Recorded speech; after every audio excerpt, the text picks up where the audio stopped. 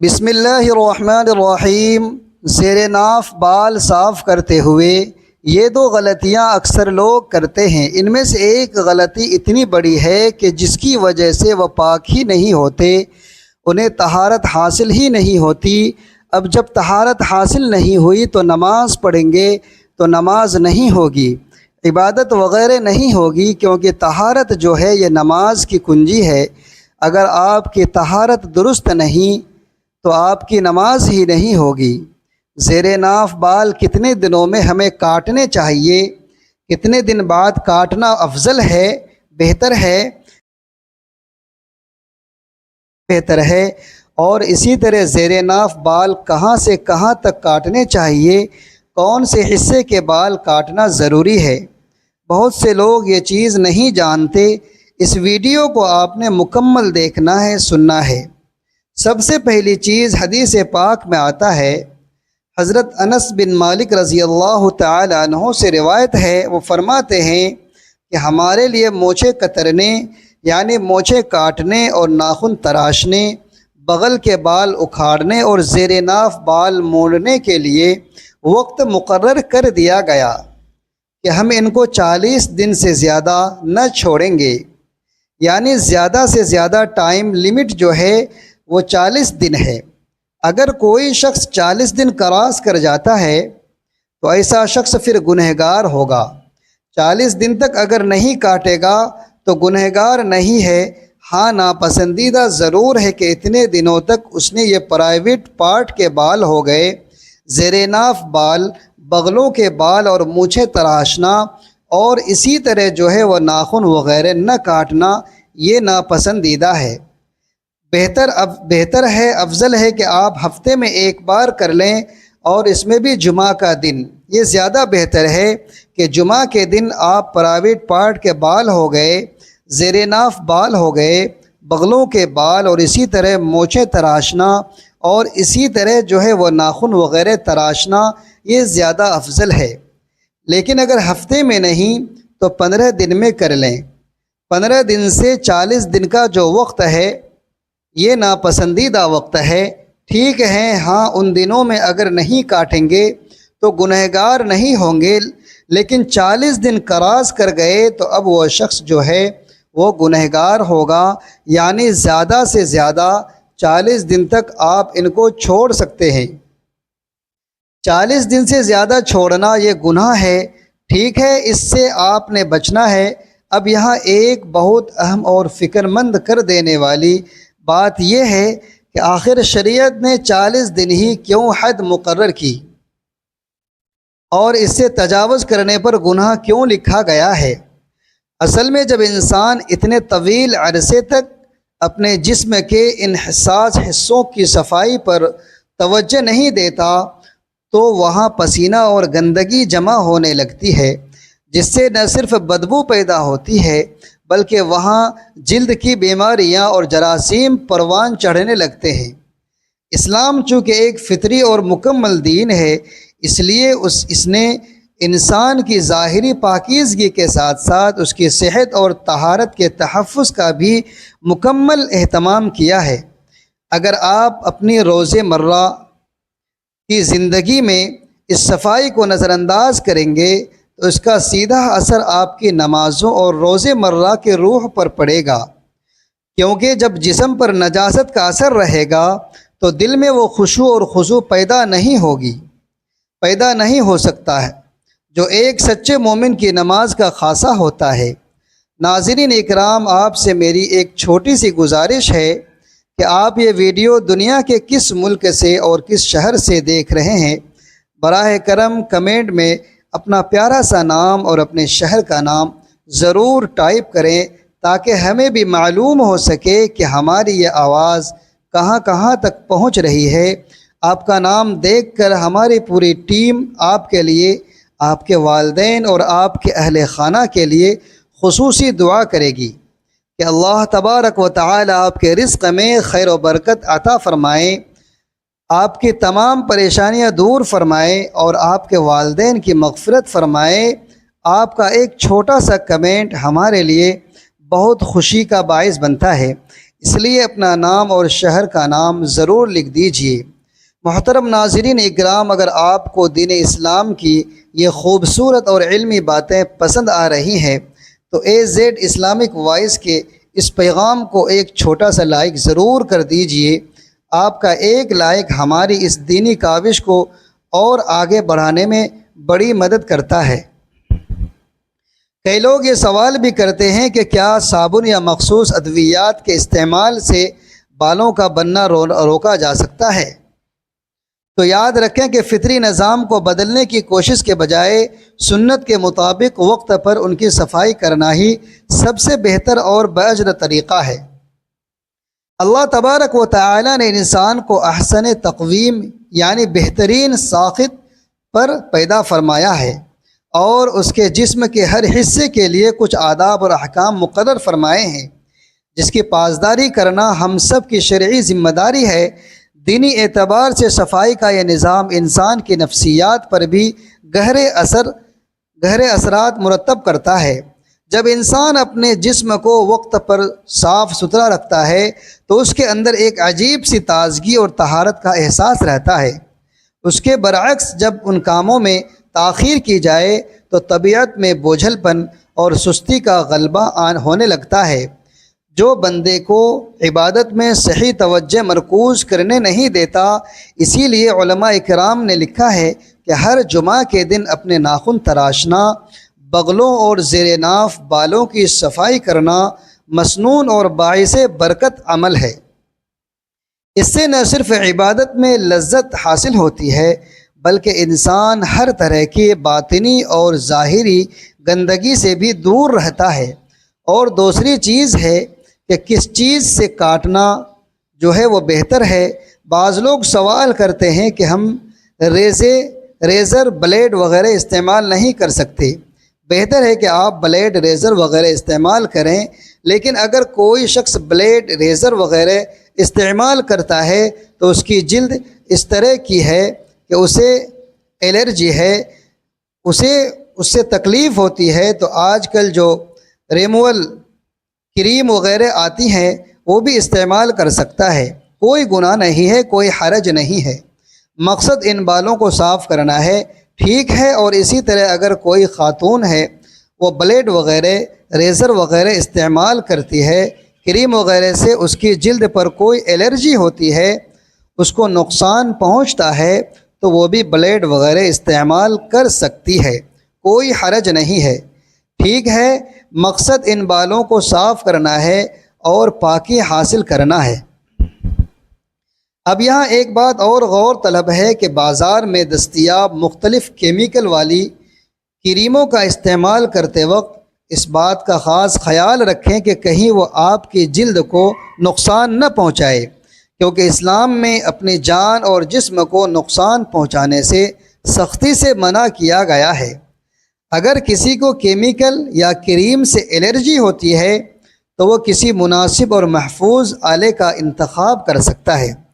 اس کے علاوہ قینچی کا استعمال بھی کیا جا سکتا ہے اگر وہ جسمانی ساخت کے لحاظ سے مناسب اور محفوظ ہو۔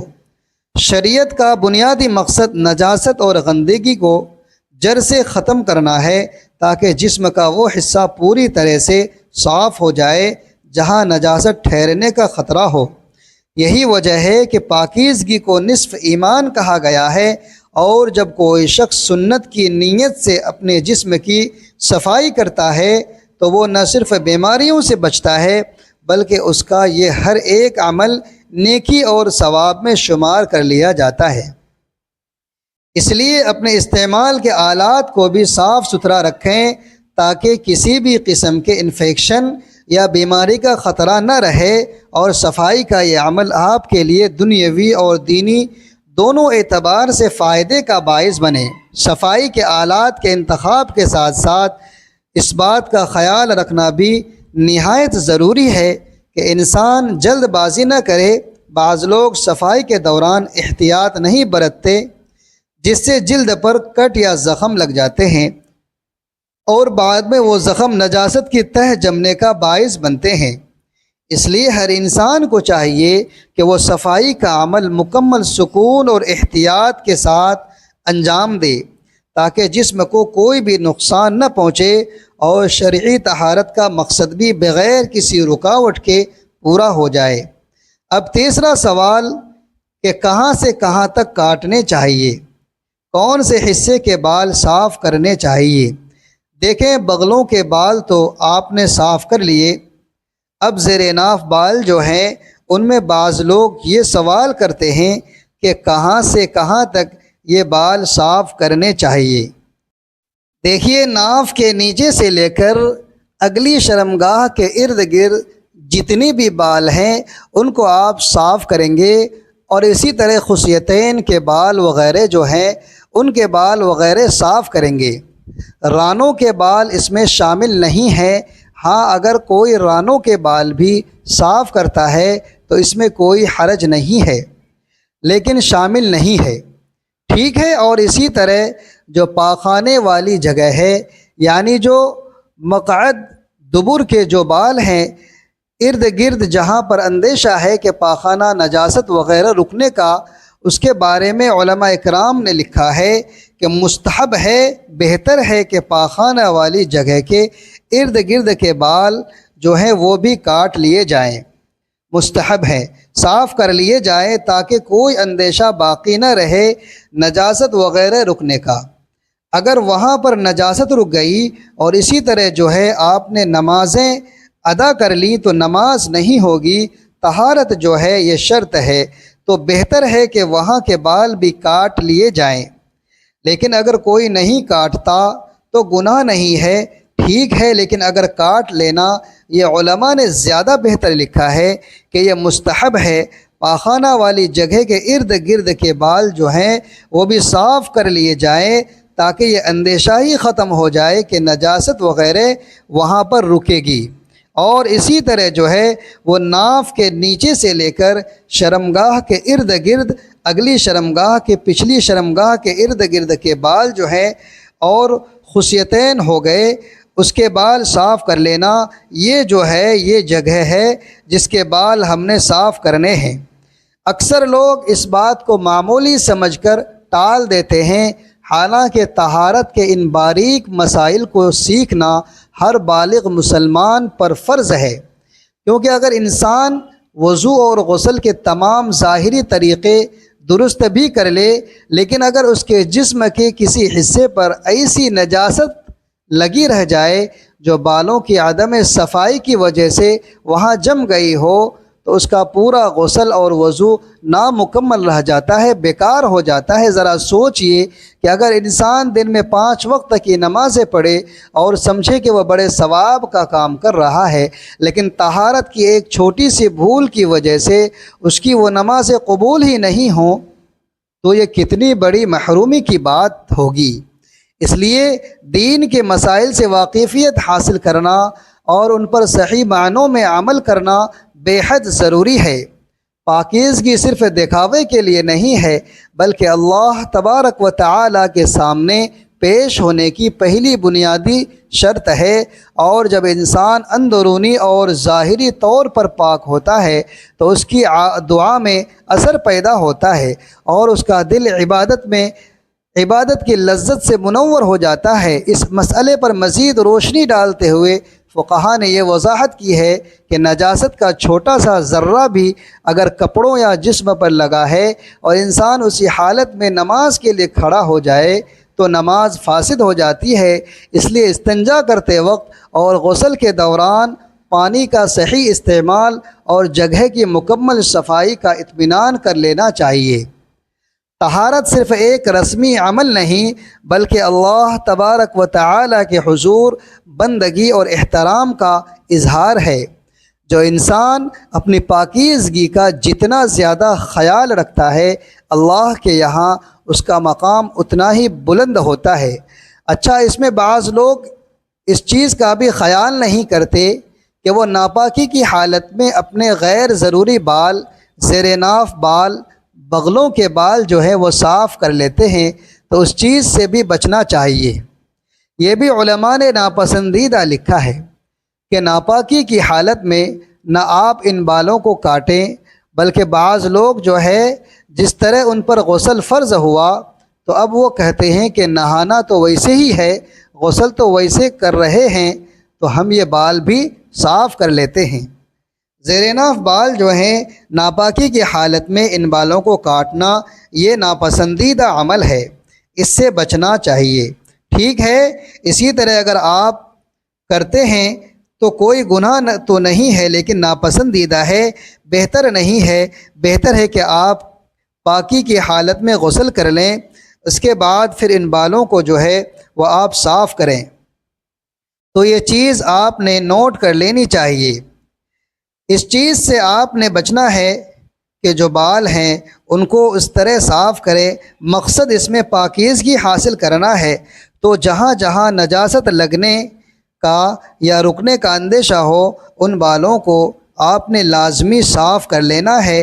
ٹھیک ہے، اسی طرح پاخانے کی جگہ کے جو بال ہیں، جس طرح میں نے بتایا، علماء نے لکھا ہے کہ یہ زیادہ مستحب ہے کہ اگر اندیشہ ہو کہ یہاں پر نجاست رک جائے گی تو طہارت حاصل نہیں ہوگی، پاکیزگی حاصل نہیں ہوگی، مقصد پورا نہیں ہوگا، تو ان بالوں کو بھی صاف کرنا یہ زیادہ مستحب عمل ہے۔ کہیں ایسا نہ ہو کہ یہاں پر نجاست لگی رہے اور آپ کو طہارت حاصل نہ ہو، اور اسی طرح ناپاکی کی حالت میں ہی آپ نماز عبادت وغیرہ کریں تو آپ کی نماز عبادت وغیرہ یہ جائز ہو جائے گی۔ مجھے امید ہے کہ آپ کو میری باتیں سمجھ آ گئی ہوں گی۔ ناظرین، آج کی اس اہم گفتگو سے ہمیں یہ سبق ملتا ہے کہ اسلام میں پاکیزگی اور صفائی کو بہت خاص مقام حاصل ہے۔ زیر ناف بالوں، بغلوں کے بالوں اور ناخنوں کی صفائی صرف ظاہری صفائی نہیں بلکہ سنت اور طہارت کے آداب میں سے ہے۔ ہمیں چاہیے کہ ان امور میں غفلت نہ برتیں اور مقررہ مدت سے پہلے اپنی صفائی کا اہتمام کریں۔ صفائی کرتے وقت جلد بازی کے بجائے احتیاط اور حفاظت کو بھی ملحوظ رکھیں تاکہ جسم کو کسی قسم کا نقصان نہ پہنچے۔ طہارت کے مسائل کو سیکھنا ہر مسلمان کے لیے نہایت ضروری ہے تاکہ ہماری عبادات درست طریقے سے ادا ہوں۔ ہمیں چاہیے کہ اپنے جسم، کپڑوں اور عبادت کی جگہ کو ہر قسم کی نجاست اور گندگی سے پاک رکھیں۔ یاد رکھیں کہ پاکیزگی انسان کے ظاہر کو بھی سنوارتی ہے اور عبادت کے لیے دل میں اطمینان اور یکسوئی بھی پیدا کرتی ہے۔ اگر آج کی یہ باتیں آپ کے لیے مفید ثابت ہوئی ہوں تو انہیں اپنی زندگی میں ضرور اپنائیں، اپنے گھر والوں اور دوستوں تک بھی یہ مفید دینی معلومات پہنچائیں تاکہ دوسروں کو بھی طہارت اور پاکیزگی کے اہم مسائل معلوم ہو سکیں۔ اللہ تبارک و تعالی ہمیں پاکیزگی کے تمام شرعی آداب سیکھنے اور ان پر اخلاص کے ساتھ عمل کرنے کی توفیق عطا فرمائیں۔ اللہ تبارک و تعالی ہماری طہارت، نماز، عبادات اور تمام نیک اعمال کو اپنی بارگاہ میں قبول و منظور فرمائے۔ آمین یا رب العالمین۔